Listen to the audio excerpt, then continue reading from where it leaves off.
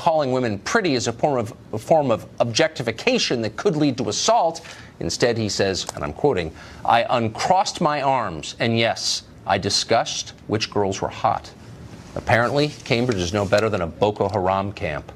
Kathy Rue, founding publisher of Catalina Magazine, she joins us tonight. Kathy, you are our Sherpa, you're our Tenzing Norgay, our spirit guide into the brave new world of progressive America, into the cultural revolution that's taking place. Thanks. I didn't know, so thank you for that. I didn't know that this was a crime now.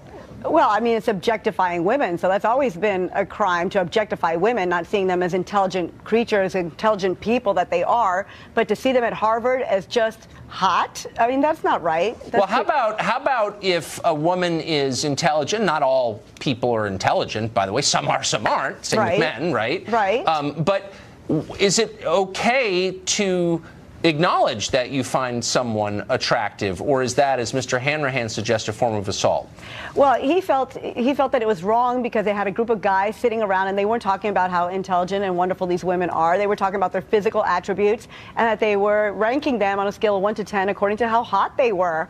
And he felt it was wrong. He felt that he was objectifying women, and he felt that he was creating and helping a culture of rape, he said, on the campus of Harvard. So.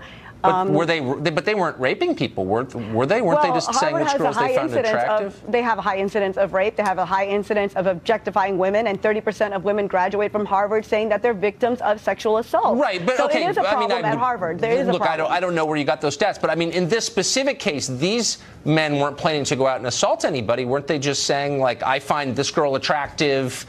Do you? Well, we don't know what these men did. Right? We don't know what they did, but we do know that men were behaving badly and are behaving badly at campuses around the country. And now we find out that at Harvard, these guys are speaking inappropriately about women, and that saying is wrong. Which ones they find attractive. So is this a transferable crime? I mean, if a bunch of women are sitting around and they say, you know, I think that guy is kind of attractive, or I think he's hot, or whatever. Women are not the ones. They're not the ones committing the rapes. So they're allowed to say that. Well, women aren't harming anyone. So sure, if women aren't harming anyone, that there is no problem that women do this. But if men are actually harming women, which we know they are, then yeah, that is a problem. So because some men harm, because I'm just trying to get the standards here, as I always do when you come on, just trying to figure out the new rules. All right, America's, very different from what it was last week. So because some men harm women, no men are allowed to say they find any woman attractive, but because no women harm men, all women are allowed to say they find men attractive. Is that the rule? It's very rare for men to be objectified and go through experiences like sexual assault. That's just a fact. But am I right? Is that the rule? Look, the rest of us are looking on, especially those of us over 40, looking on in horror. We see the country changing. We have no idea who makes these rules. It's changing for the better. Maybe so, but changing, and change is hard. And whoever makes these rules, like, no one gets a heads up about what the new rules are. They just kind of appear, and then you're held to account on the basis of those rules. So I'm just trying to get from you an accounting of what the rules are so I don't break them. Well, the rules are, society is dictating the rules right now, not the law, but society is dictating the rules, and society is saying that men can't get away with this kind of human behavior anymore. Who's society? It's unacceptable. But who's in charge? Is there like a basement room somewhere where a bunch of people who are somehow in charge are writing these rules?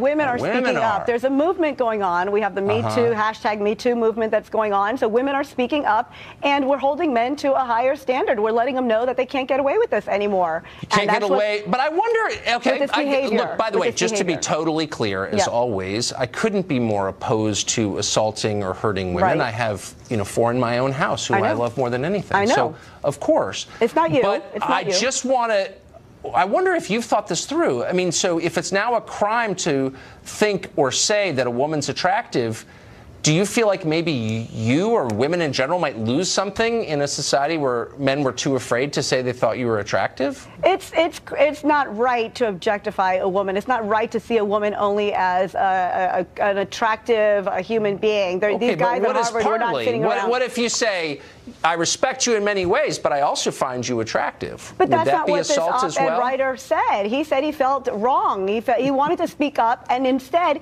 he helped these guys treat these women like they were lesser. Let me just drop all the pretense and ask you a totally honest question, man to woman. What? You have a little bit of contempt for this guy, don't you? Here he is. He didn't do anything wrong. He didn't assault anybody. He's filled with self-hatred because he said he thought a woman was attractive.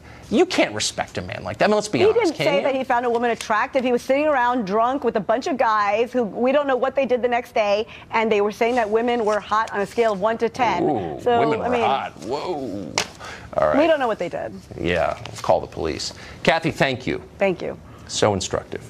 More key players in the rise of Facebook are admitting that their website is destroying